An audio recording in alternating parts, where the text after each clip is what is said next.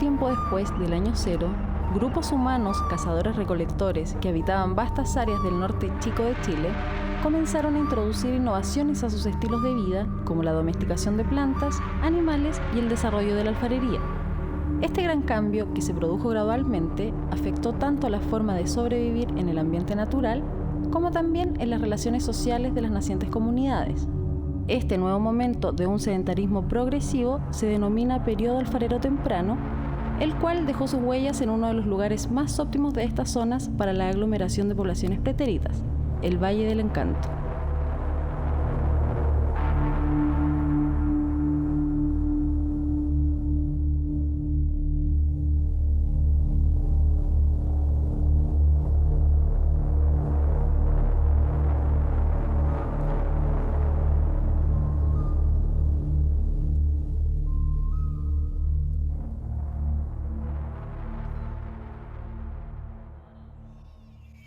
El Valle del Encanto obtiene parte de su humedad a través de la llegada de nieblas costeras matutinas, ya que al ser un cajón de considerable profundidad para esta zona, facilita la penetración de la influencia marítima del Océano Pacífico hacia las tierras interiores, eliminando los extremos rasgos desérticos de esta región. Este clima semiárido templado con lluvias invernales se caracteriza por ser una zona transicional entre bioclima desértico y oceánico, semejante a un entorno mediterráneo, dando como resultado una gran biodiversidad y aglomeración de especies en las riberas de los cauces, ya que en las estaciones de sequía el caudal es la única fuente de abastecimiento de agua potable para las especies, tanto en el ámbito de la flora y la fauna, como también para los grupos humanos.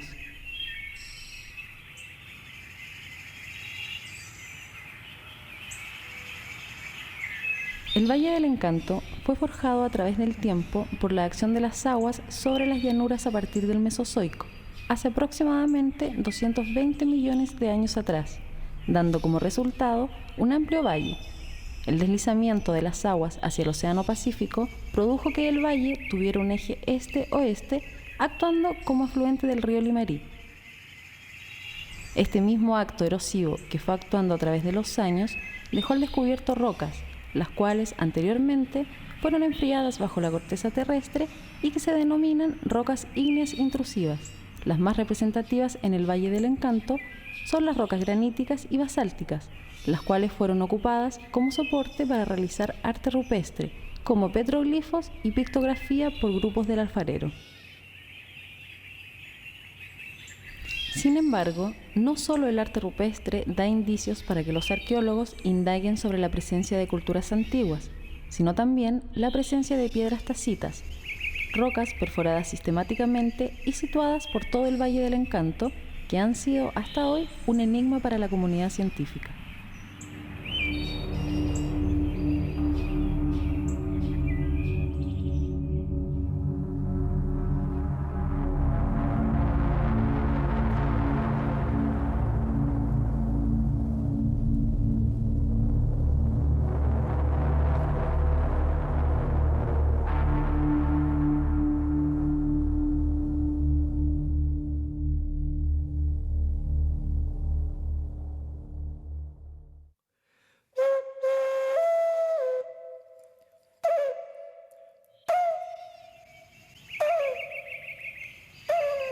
Conocer tu realidad, la cosmovisión a partir del sonido es una forma como de entender, ¿no es cierto?, cómo utilizaban estos instrumentos los pueblos originarios, mis hermanos en el fondo.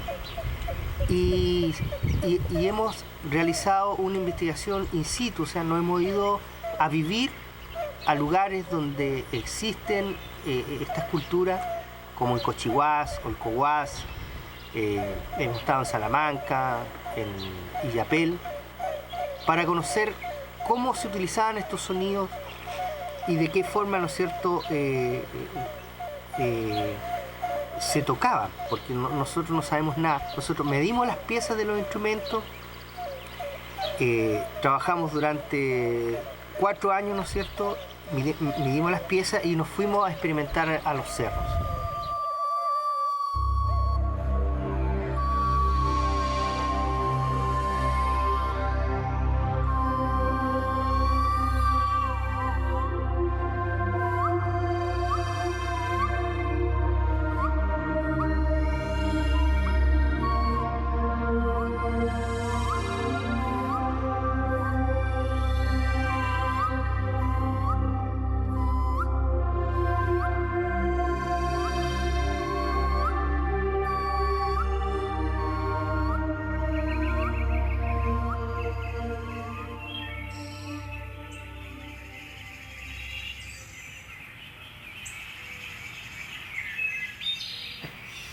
De hecho, o sea, nosotros construimos los instrumentos, soplamos y llegaban las aves alrededor de nosotros, o sea, lo utilizaba como medio de caza.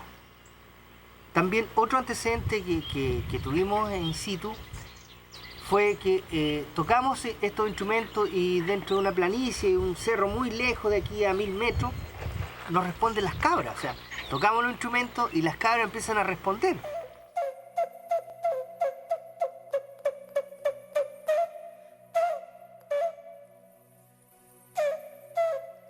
Nosotros nos dimos el tiempo de investigar estos sonidos para que la gente conozca cómo fueron utilizados estos sonidos, ¿no es cierto? De qué forma fueron utilizados los instrumentos, para qué servían los instrumentos. Servían de uso utilitario, porque era como una cédula de identidad. O sea, la gente construía un instrumento, el artesano, el indígena de ese entonces, pero era único, no tenía otra referencia, o sea, era un elemento que no era igual al otro. Ahora, ¿cómo construían los tubos interiores? También es un tema, podría haber sido con una piedra de mayor dureza, como es el cuarzo. O podría haber sido otro tipo de piedra, o tal vez un elemento, un metal, ¿no es cierto? Porque ya en ese entonces había metal.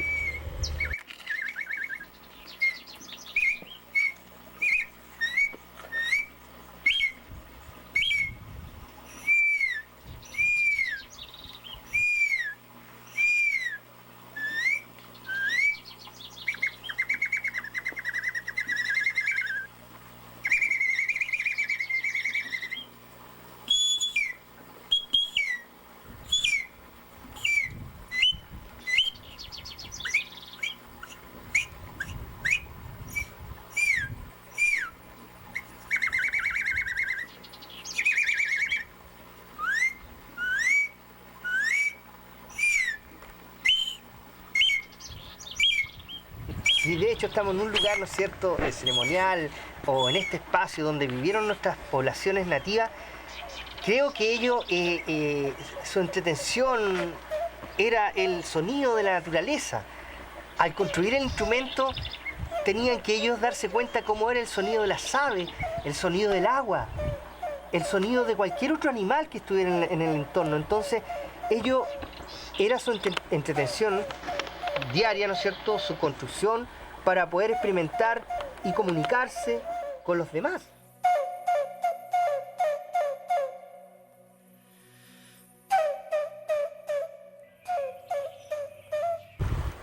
Y aquí llegamos de nuevo a instrumentos menores, ¿cierto?, que es el instrumento acodado. Acodado. Este instrumento acodado es único en el continente americano. No existe otro instrumento igual que a este instrumento en esta zona.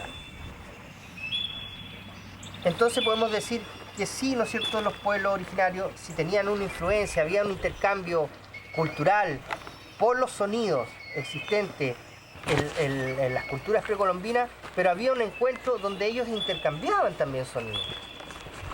Este sonido es perteneciente a esta zona, solamente se ha encontrado en esta zona y en ninguna otra parte del continente.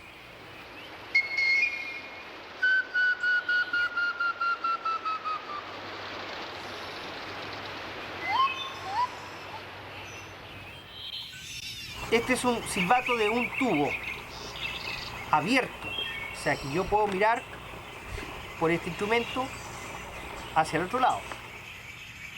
Su diámetro mayor, aquí donde se sopla, aquí donde se emboquilla, en este lugar, y el diámetro menor de salida. O sea que es un tubo, ¿no es cierto?, de mayor a menor. Casi todos los tubos existentes de la cultura diaguita chilena, ¿no es cierto?, son de mayor a menor. Un tubo superior, de diámetro mayor, y un tubo menor, de diámetro menor.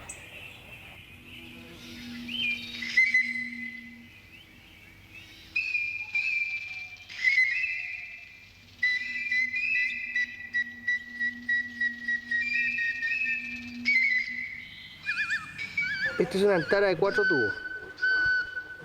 Es cuadrilonga.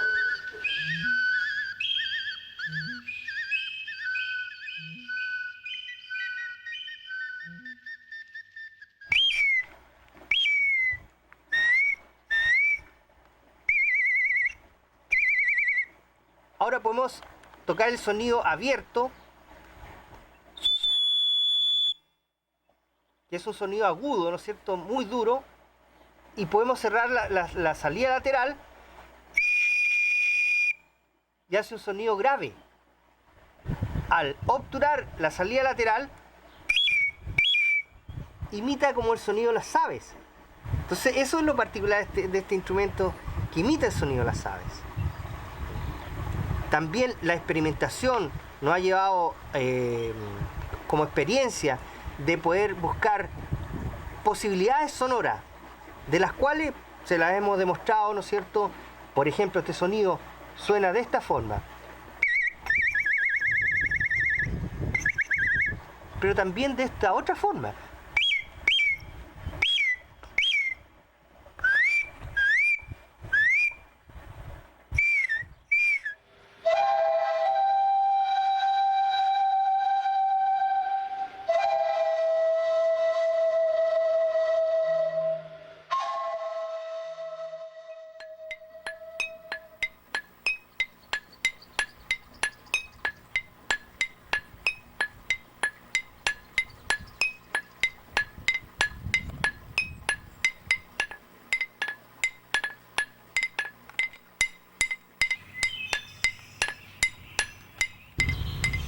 Nos hemos encontrado con los petroglifos, pero también nos hemos encontrado con algo muy particular como la piedra campana. La piedra campana la conocemos así, ¿no es cierto? Hay una investigación que hace Olivia Concha Molinari de la Universidad de La Serena, donde encuentra esta piedra campana en Punitaqui, en un sitio ceremonial donde habían petroglifos, pero también habían piedras, ¿no es cierto?, sonoras. Estas piedras sonoras habían antecedentes que habían sido percutidas porque tenían diferentes orificios, ¿no?, en la piedra y en diferentes tonos, pero se le ocurre a un señor sacarla de ese lugar y la descontextualiza, o sea, saca la piedra y la pone en la plaza, ya la piedra perdió su sonido, no es igual, suena pero no es igual. Nosotros hemos llevado a cabo esta investigación y nos hemos dado cuenta si existía una piedra campana en Punitaqui, ¿por qué no puede estar en el Limarí? O tal vez en el Choapa, ¿no es cierto? O tal vez en el Elqui.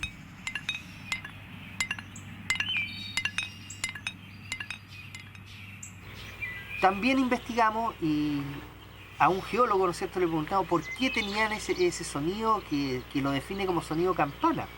Entonces el geólogo nos decía que a mayor cantidad de minerales que tenga la piedra, oro, plata, cobre, ¿no es cierto?, era el sonido que emitía esa piedra. Nos queda claro entonces, a mayor cantidad de mineral sonaba una piedra que se denominaba campana.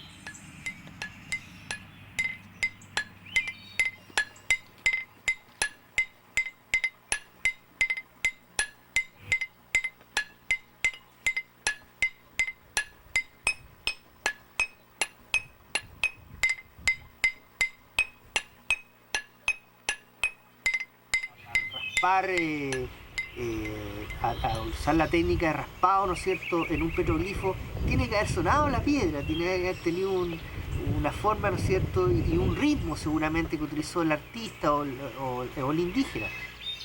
Como así también en la percusión de la piedra, también suena, ¿no es cierto?, tiene un sonido. Y por qué no también decirlo de uso ritual. Si hay un petroglifo y hay una piedra campana y fue percutida, ¿no es cierto?, con un ritmo monótono, porque todos estos ritmos que se altera el estado de conciencia y que uno se eleva, ¿no es cierto?, son monótonos, son repetitivos. Eso yo creo que puede haber sido utilizado. No digo que fue utilizado, sino que puede haber sido utilizado.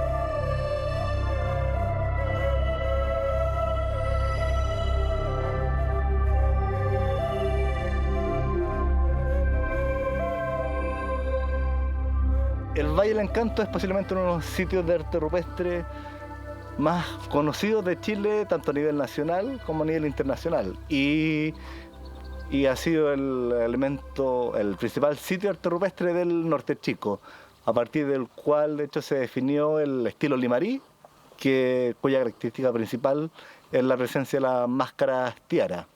Y se asociaba a ocupaciones del arcaico tardío, la fase quebrada onda y de la cultura del Molle, del complejo del Molle, debido a que hay distintos sectores en el sitio donde se encuentran restos materiales de ambos momentos.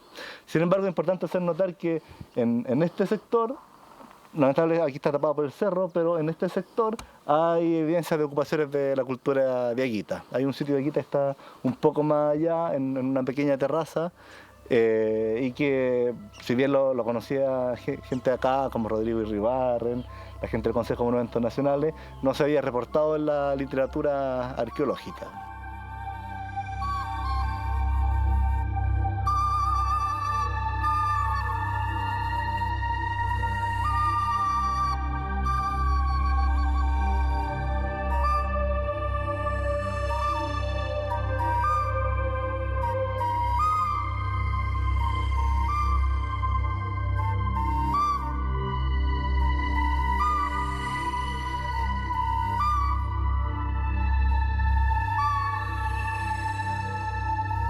La cultura del Molle es una entidad bastante heterogénea, porque se dispersa entre el Valle Copiapó y el Limarí, tiene mucha variabilidad en ese espacio. De hecho, en Copiapó te encuentras aldeas, en esta zona no existen aldeas, Molle, por lo que es difícil intentar sintetizar lo que es Molle. En Limarí hay pocos sitios excavados, pero al parecer, a través del análisis de los contextos de Valle del Encanto, de San Pedro Viejo y Pichasca, al parecer serían básicamente grupos móviles, los grupos Molle de esta zona.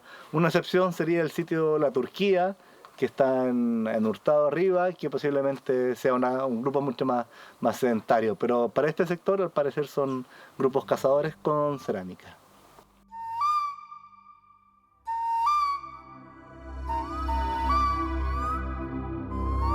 Las ocupaciones del valle son bien interesantes, ¿ya? En un principio las primeras investigaciones planteaban que solo había el arcaico, ¿ya? Y después lo Molle, y nada más que lo Molle. Y como para un pueblo el arcaico no era, o sea, no había una complejidad suficiente para hacer esto, solo se quedó finalmente con lo Molle. Y yo encuentro que es bien interesante el tema de cómo se está ocupando el espacio en el valle mismo, ¿ya? Porque por ejemplo las poblaciones arcaicas tienen ocupación en el valle hasta con entierro, ¿ya? Pero no en el sector mismo del lugar central donde están las máscaras, por ejemplo, sino un poquito más alejado de eso.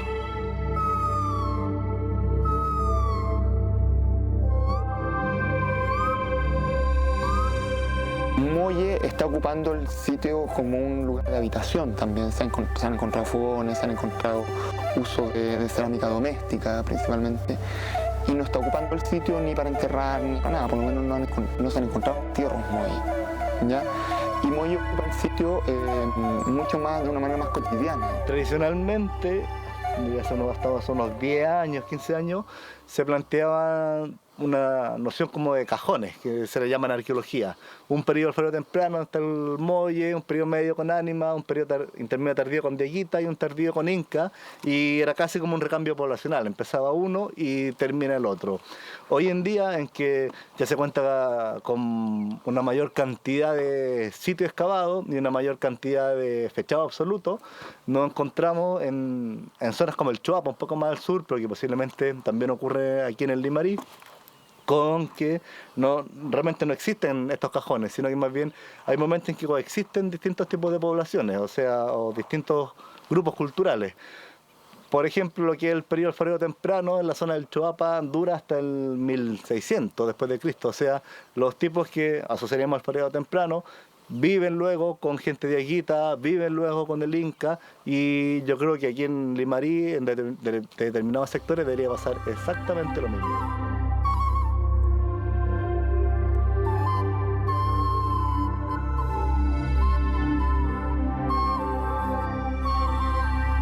distintas personas que han estado trabajando acá en este lugar y desde ellos se ha planteado que hay una ocupación molle del sitio. Eso básicamente porque, bueno, se hicieron unas excavaciones y salió material molle, que eso es cerámicas negras bien pulidas, algunos incisos. Es como clásicamente ha sido definido ese complejo cultural. Entonces, como ese tipo de evidencias aparece asociado a las tacitas y a estos petroglifos, se hace la asociación directa ahí como cronocultural entre una materialidad y la otra.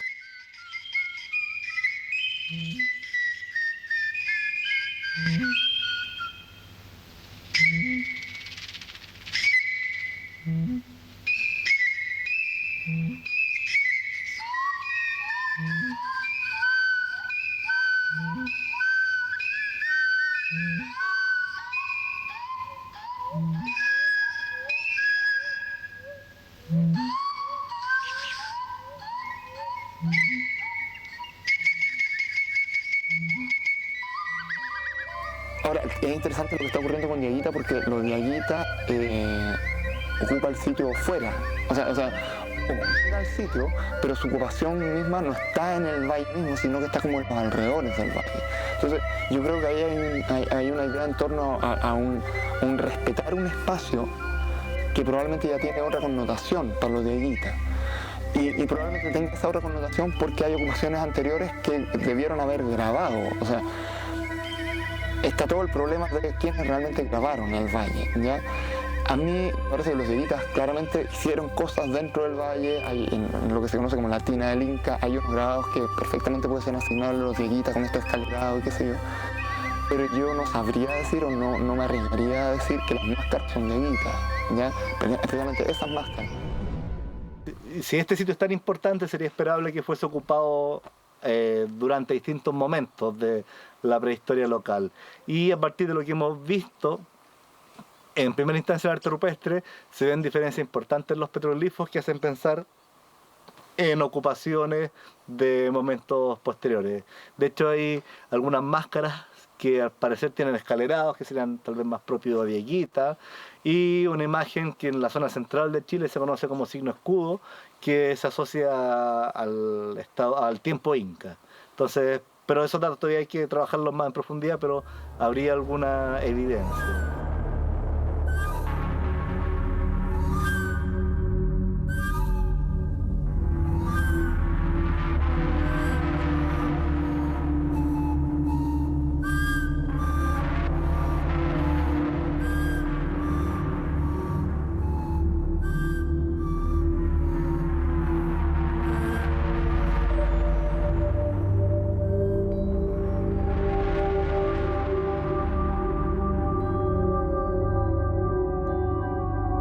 El complejo cultural El Molle habitó el semiárido de Chile aproximadamente entre los años 100 y 700 después de Cristo, extendiendo su tradición desde la cuenca del río Copiapó por el norte hasta el río Choapa por el sur, inclusive hasta la falda oriental de los Andes, actual Argentina.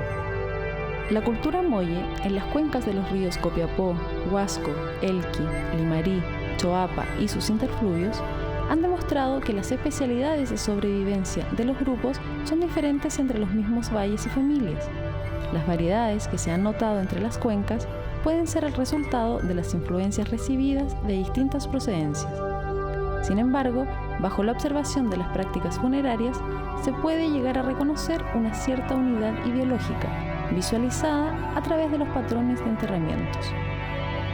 Los conjuntos de cementerios o enterratorios se caracterizan porque las tumbas están señaladas en superficie por túmulos, acumulaciones de piedras redondeadas.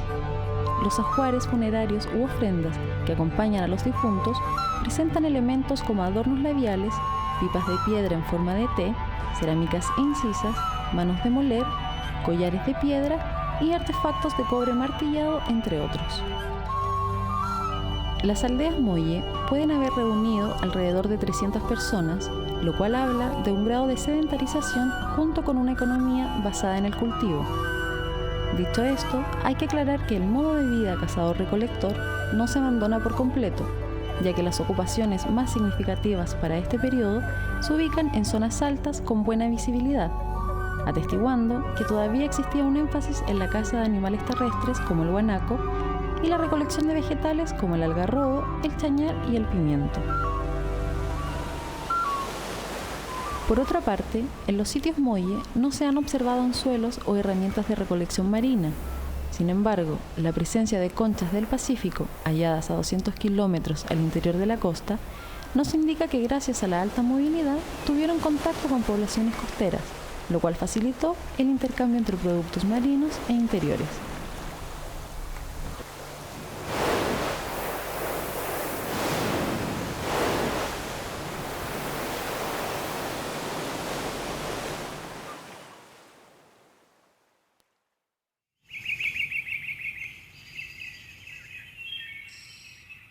Bueno, aquí estamos en la parte central del sitio, que es lo que tradicionalmente en la literatura se conocía como el santuario, porque es el sector donde se concentra la mayor cantidad de máscaras y en cierta medida es como uno de los sectores más imponentes que existe. ¿En qué sentido? En que hay gran cantidad de máscaras, hay unas máscaras que están en el lecho del estero y otros petroglifos, cosas que aparecen y desaparecen con el agua. Este es el espacio más conocido, por decirlo, del Valle del Encanto y de donde han salido casi todas las imágenes que se reproducen en distintos ámbitos desde este sitio. Lo que sí se ve claramente es que por lo menos hay como dos tipos de máscaras, que puede ser que tengan como un diseño similar a este, pero la técnica hace la distinción más grande. En el fondo este es un surco como profundo y está pulido, y hay otro tipo de máscaras que son como picoteo lineal, pero nunca están tan trabajados como estos, y de hecho la visibilidad es distinta, porque estas en general se ven con los juegos de luz y las otras en general se ven bien. El tema de la luz tiene que ver con varias variables, valga la redundancia. Primero es la técnica y segundo es la cantidad de patinación que tiene la roca, ¿ya? Cuando tú grabas, al grabar recién la piedra, lo primero que vas a quedar es un surco blanco, ¿ya? Que es todo el molidillo de la piedra, y si yo sigo profundizando finalmente va a quedar como algo expuesto, ¿ya? Para que el efecto de que la luz, o sea, de un petroglifo desaparezca o aparezca con la luz, ese grabado blanco, ese raspado, tiene que estar completamente patinado al nivel de la roca, al nivel de la corteza de la roca.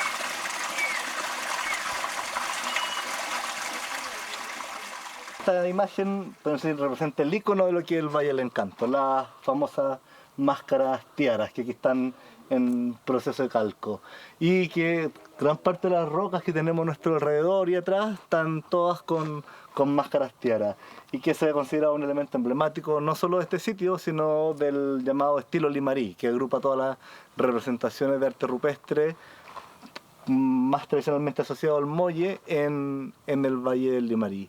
Por tanto, este es el sitio tipo de ese estilo, y donde al parecer son más frecuentes las máscaras en todo el Valle del Limarí. El tema de las máscaras yo creo que tiene que ver con un cuento de cómo las sociedades se están empezando a organizar en torno a ese espacio, ¿ya? No es extraño, por ejemplo, que las cosas estratigrafías que tiene el Valle del Encanto, todas las estratigrafías, señale un poco este paso de quebrada onda, este arcaico que ya es más mezclado, que tampoco se ha definido muy bien, ¿ya? Lo molle, que también es una sociedad cazadora-recolectora, pero que también empieza a complejizarse, o bien también puede ser hasta lo de Ollita, que también es una sociedad más compleja. Entonces, estos indicios como de complejización probablemente estén reflejados en esta idea de las máscaras, de estos personajes con tocado.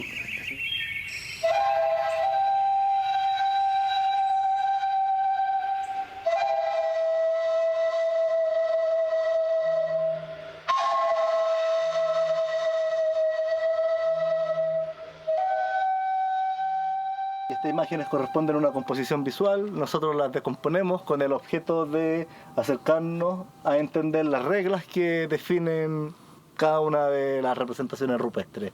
Hacemos un enfoque semiótico en cierta medida, en el sentido en que estas imágenes lo que hacen es producir significado, y para que ese significado la otra gente la conozca, tienen que ajustarse a unos códigos básicos que son los que posibilitan la construcción de la imagen y la producción del significado.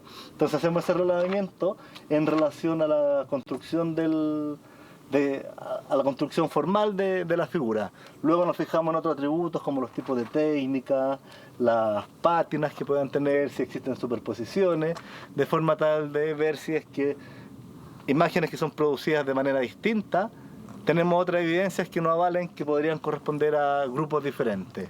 ¿Por qué? Porque supuestamente esos códigos que definen cómo se produce la imagen, lo que hacen en el fondo es expresar distintas visiones de mundo. Por tanto, distintos códigos deberían ser distintas poblaciones. De la misma manera, el análisis también que realizamos acá abarca distintos niveles de información. Un primer nivel podría ser, es solamente la figura. ¿En qué sentido? En que el diseño, la figura, entrega un significado. Entonces, una primera cosa que uno puede intentar abordar en el estudio arte rupestre es cómo se genera la figura que intenta representar. Un segundo nivel con el que nosotros abordamos el arte rupestre es el del panel, la cara grabada con arte rupestre, donde lo que encontramos es una composición en el que el significado se va produciendo por la sumatoria de las figuras, por la articulación entre ellas. Un tercer nivel que luego ocupamos es el de la roca.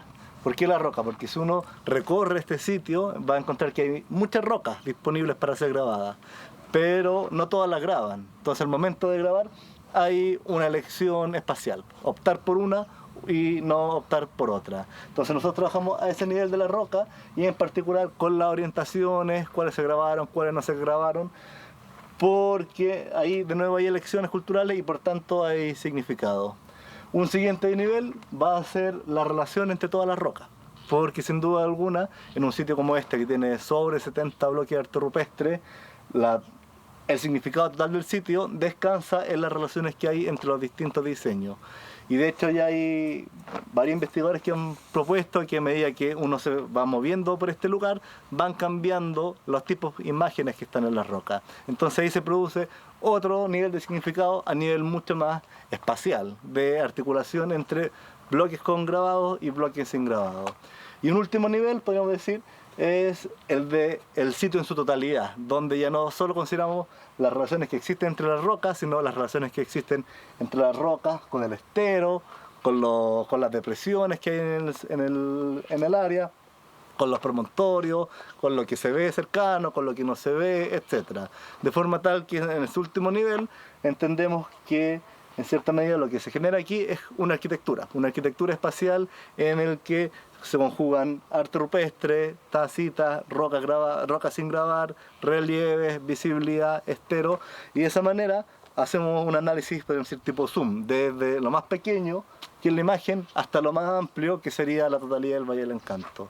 Lo que implica que este sitio, en el fondo, no tiene, o el arte rupestre no tiene un solo significado, sino que tiene múltiples significados a partir de estas distintas escalas analíticas con las que estamos trabajando. Y ahí es la razón por la cual hacemos fichajes por soporte, panel, figura, visibilidad y levantamiento topográfico, más los análisis tecnológicos, simetría, etc. Eso nos permite acceder a toda esa totalidad interpretativa que intentamos lograr.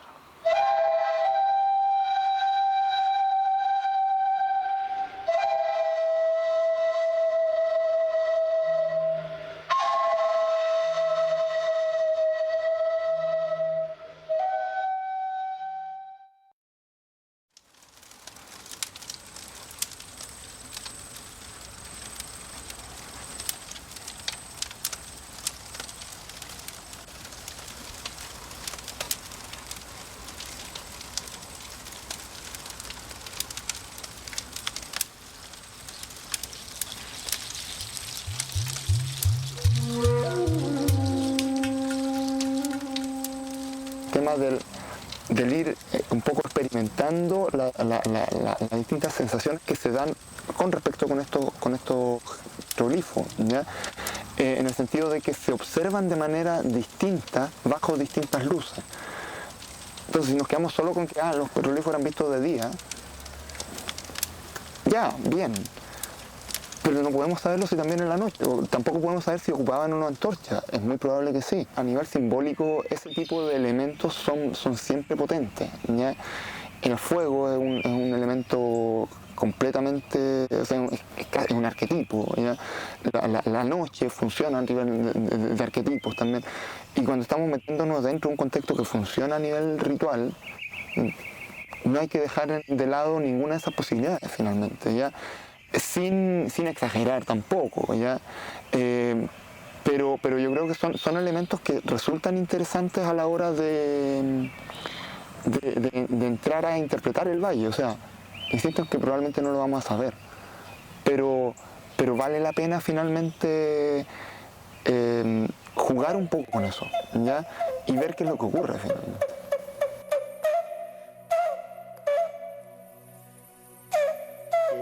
Vive gente molle y cuando está la gente viejita viviendo acá, hay otra gente viviendo a la usanza molle, y posteriormente con el Inca posiblemente vive gente más anexada al Inca, otra gente que vive más al patrón de Aguita, local, sin tanta influencia inca, y otra gente que vive al estilo molle, porque en el fondo esas tres culturas, o esas distintas culturas, lo que representa son distintas maneras de vivir. Y en el fondo no es que necesariamente haya un recambio poblacional, sino que las partes de las comunidades comenzaron a vivir de otra manera, a definirse por principios religiosos, ideológicos distintos y a organizarse socialmente de una manera diferente.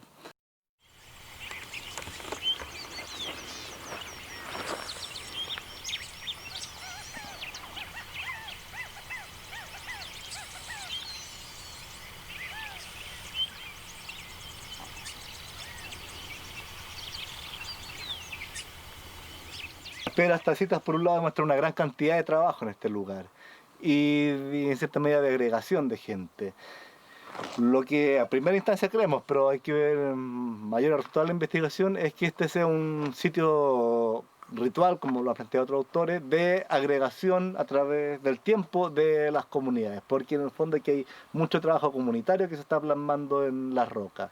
En el fondo, y guardando las proporciones, pensando en los modelos andinos, se podría entender como una gran plaza en la cual se están estableciendo todos los lazos de relaciones sociales, de solidaridad entre los distintos miembros de una comunidad.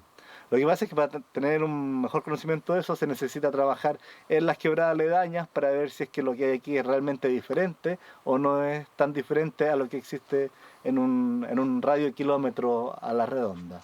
Y que esa información es la que aún no tenemos.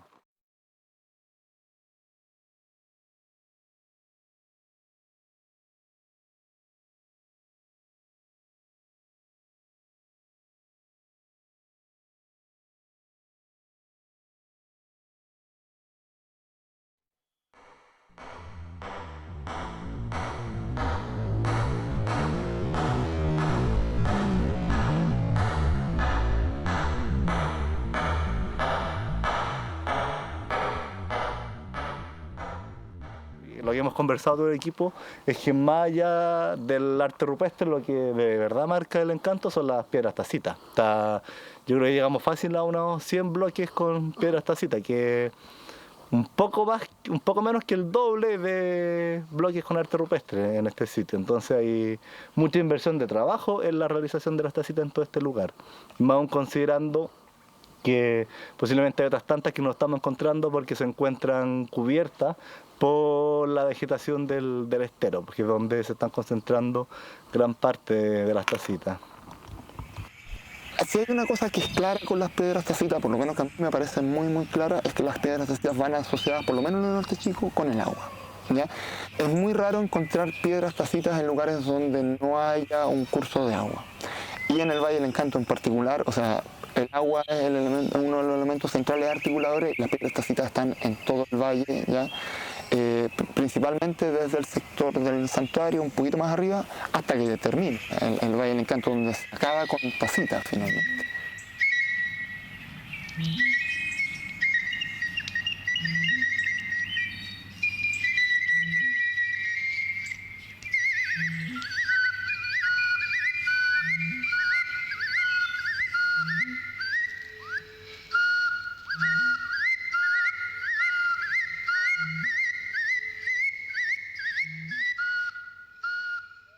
Bueno, las piedras tacitas en general hay como un debate en tratar de ver caso son instrumentos como propiamente de molienda, de granos y alimenticios, digamos, o bien se utilizaban para otro tipo de actividades. Se ha dicho incluso como se han asociado a contenedores de líquido. He escuchado también por ahí que pueden haberse utilizado para o colocar líquidos como chicha para dejarlo fermentando, o si no simplemente tener una finalidad como podría ser incluso hasta el arte rupestre, como un tipo de arte, digamos. También es extraño el hecho de que en piedras que igual son más o menos grandes hayan, no sé, 30 tacitas metidas, cuando uno tiende a pensar que las tacitas sirven para moler, pero no se van a meter 30 personas a moler al mismo tiempo en una misma piedra, ¿ya? Entonces, y lo otro también, como tienen profundidades similares, es como si la hubieran hecho para llegar a cierta profundidad y después hubiera empezado otra y otra y otra.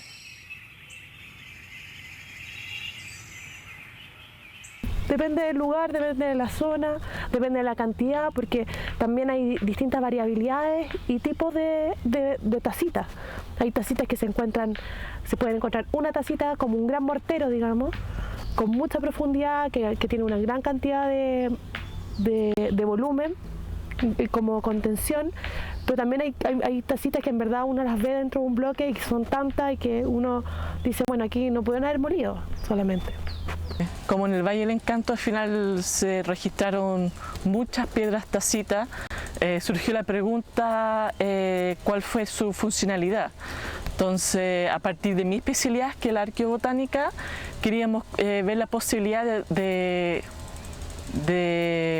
plantearse si fueron usados para procesar restos vegetales, como morteros, como conana. Ese era un poco el objetivo, era contrastar eso.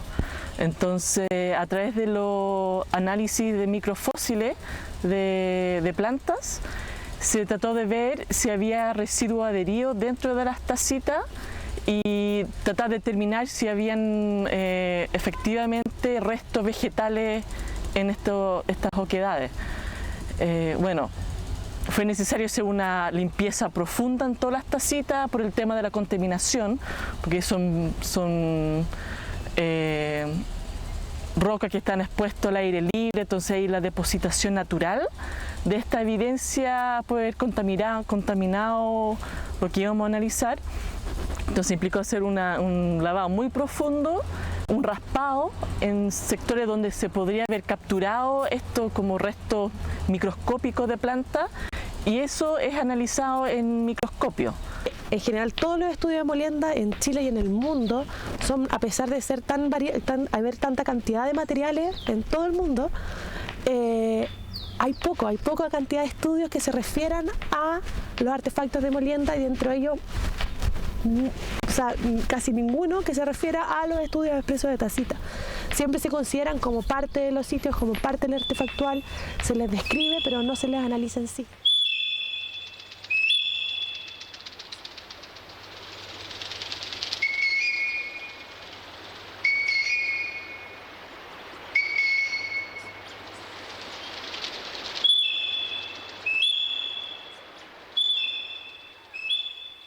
hemos analizado como 5 o 6 tacitas y en verdad no se ha recuperado mucho material.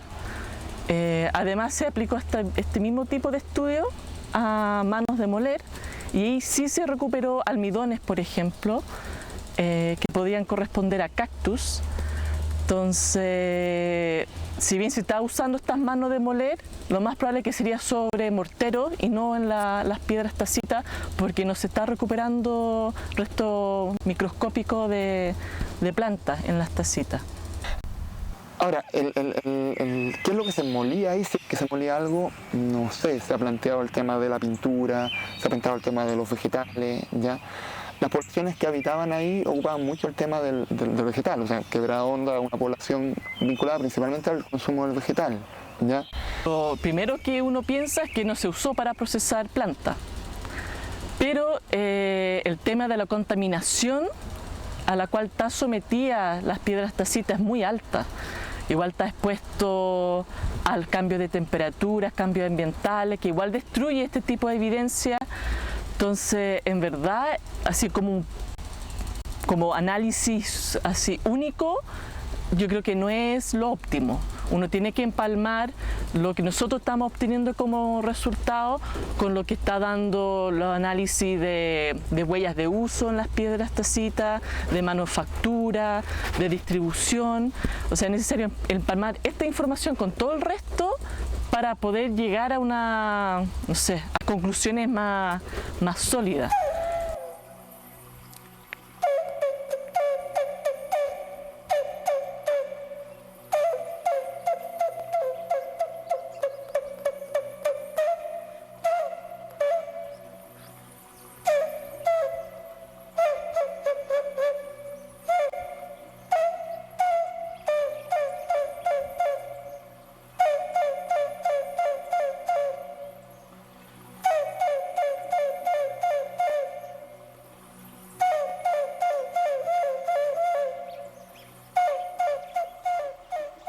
Uno de repente entra a subestimar el trabajo que uno ve impreso en estas materialidades. Y uno dice, bueno, hay que tratar de hacerlo. Y dentro de eso pensamos que es fundamental el conocer cómo se fabrican los instrumentos, porque así vamos a poder lograr una mejor comprensión del fenómeno que estamos observando, en todo sentido. Ya sea para un especialista, uno empieza a aprender, por ejemplo, cómo se van formando las huellas de uso, qué diferencia tiene esta oración que es de menor calidad con esta otra. O sea, uno ya empieza a afinar el ojo, si se quiere decir.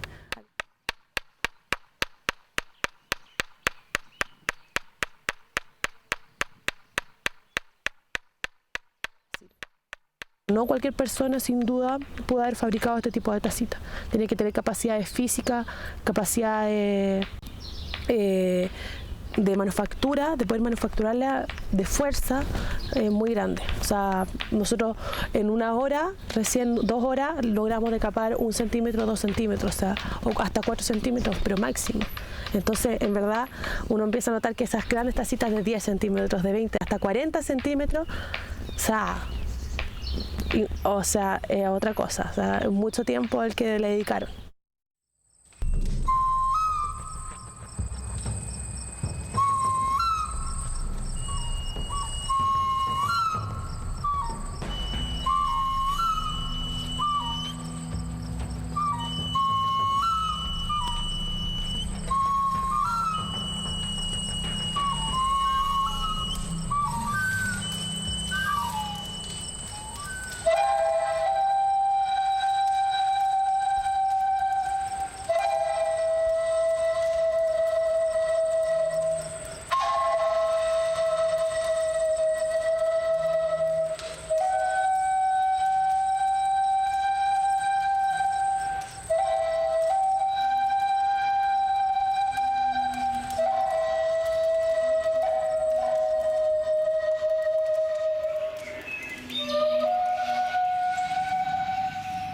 Considerando que el escenario, que justamente en esta zona de quebrada donde hay acumulación de agua, lo que uno piensa es que se está consumiendo ahí las plantas y hay lo más probable es que se haya aplicado, se usan diferentes técnicas para procesarlo, el moler, el triturar, el romper, o sea, la parte dura para obtener las partes blandas. Entonces, creo que es factible plantear que sea utilizado para procesar restos vegetales. Sin embargo, hay muchos problemas que conlleva este tipo de estudios, sobre todo sobre piedras tacitas. Es bien complicado.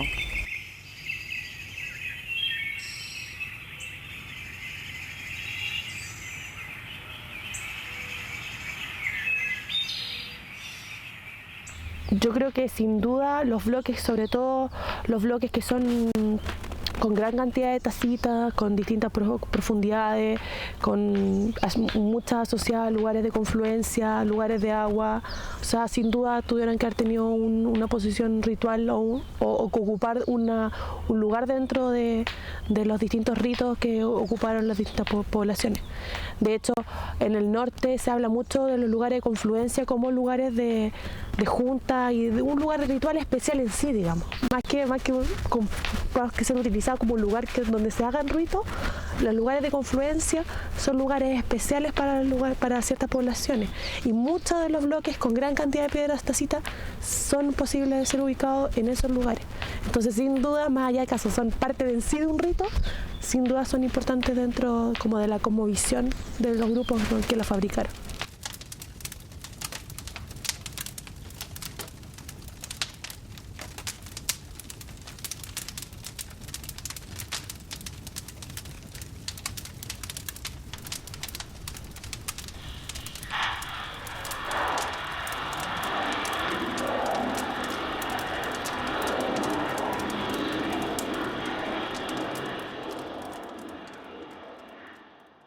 El tema del agua, yo creo que está muy asociado a las tacitas. No sé si habrá un tema así como de echarle agua a las tacitas, pero es posible también. O sea, no me parece descabellado. Es un lugar especial, o sea, en la noche se escucha el agua, ya los pájaros, uno que no está tan acostumbrado a escuchar pájaros, ni agua, ni nada en la ciudad, cuando uno está allá y en la noche se genera un contexto especial. Bueno, en la noche generalmente también siempre arma un contexto que no es un contexto cotidiano.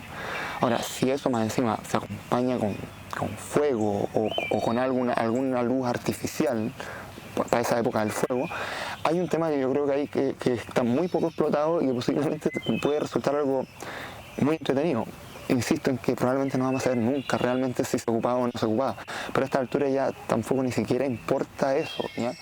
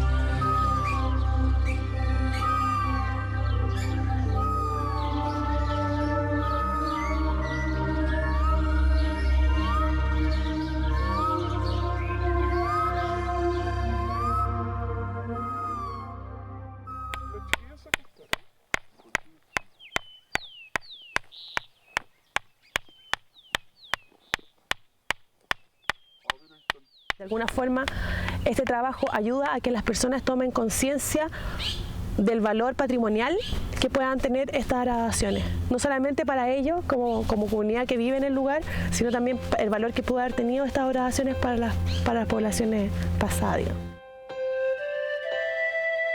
La presencia de restos arqueológicos en el semiárido de Chile muestran que las tecnologías empleadas por los primeros alfareros en el Valle del Encanto van más allá de simples tecnologías de subsistencia ligada a la obtención de alimentos y de agua. Estas primeras comunidades dan cuenta que la subsistencia a través de las relaciones sociales dieron resultados óptimos, materializados en los petroglifos y en las piedras tacitas. Estas relaciones produjeron la estabilidad de grupos humanos cerca de 800 años, ya que el manejo de actos simbólicos e ideológicos realizados por medio del arte rupestre logró que estos grupos tuvieran una misma comprensión del mundo, logrando una estabilidad social y económica.